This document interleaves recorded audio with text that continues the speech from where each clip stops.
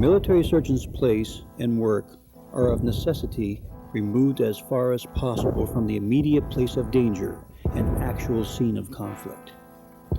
'Tis not his plan, his campaign, or to lead the charge, or inspire fainting hearts by deed of personal valor, but faithfully, skillfully, and untimingly to minister to the sick, to attend the wounded, and comfort the dying. He understands what the soldier life finally brings to many: the death wounds, the burning fever, the wasted body, and the broken constitution. He knows what battle means: the shattered limbs, the moan of pain, the long life cripple. Surgeon Jacob Eppersole, 19th Indiana. In the 4 bloodiest years of American history, 620,000 soldiers perished from the face of the earth. 2/3 died from disease alone. The medical departments on both sides were totally unprepared for what was about to come, and were about to pay the price in the reality of it all. To arms, to arms! Citizens of Pennsylvania, the rebels are upon us!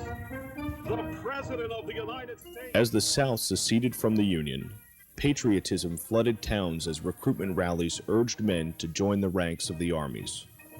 Regiments were formed as bands played and the local politicians reminded citizens of their duty.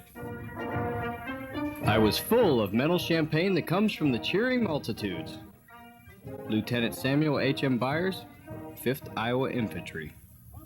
Groups of 100 men volunteered and were organizing into companies.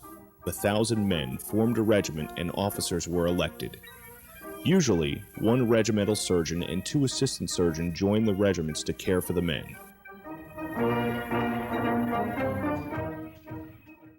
Medical education at the time of the Civil War was very different than what we now know.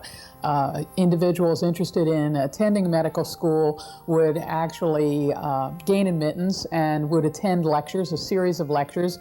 They would buy tickets for those lectures, and actually that's how the faculty got their money, by selling the tickets to the lectures. They would sit through a series of lectures for the first year, and then the second year they would attend those same lectures again. So they would attend them twice.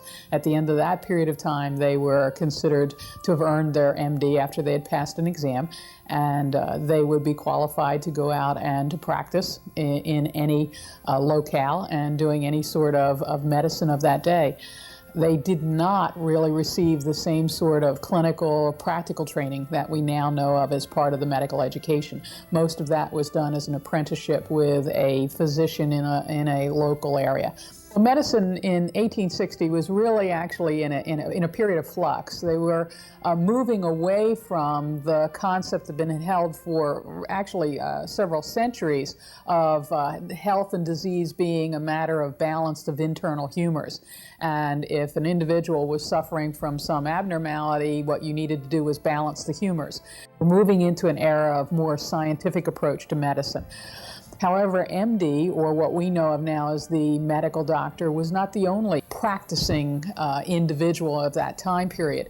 In the United States, at the time of the Civil War, not only were there programs for the MD, but homeopathic medicine was in the developmental stages. Hahnemann had been doing his work, and so the concept of homeopathic medicine was important.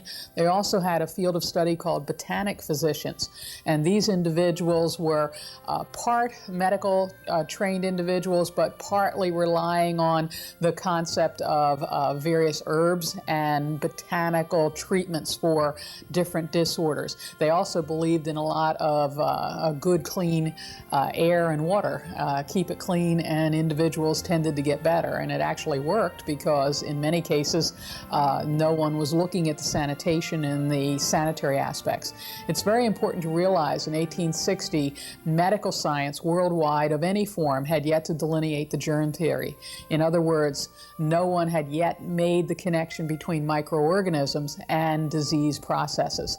It wasn't going to be until the next 10 to 20 years that scientists Pasteur, Lister, Semmelweis began to come up with the concept of germs being involved actually in infectious disease.